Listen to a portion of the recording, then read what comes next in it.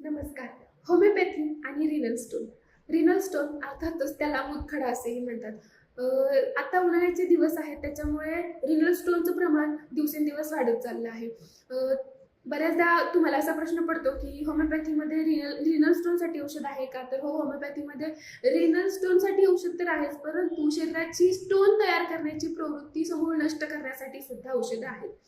तर तुम्हाला काय करायचं आहे, होमिओपॅथीची औषधं घेत असताना तुम्हाला पूर्ण कोर्स तर कंप्लीट करायचाच आहेच, पण त्याशिवाय यासोबतच डॉक्टरांनी सांगितलेली सोनोग्राफी, युरिनच्या टेस्ट आणि भरपूर पाणी पिणे, सांगितलेली पथ्य पाळणे हेही करायचं आहे.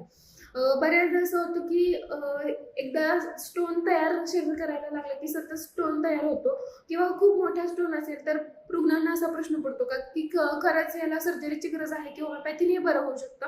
तर याचा सल्ला तुमच्या होमिओपॅथिक डॉक्टरांकडून नक्की घ्या. धन्यवाद.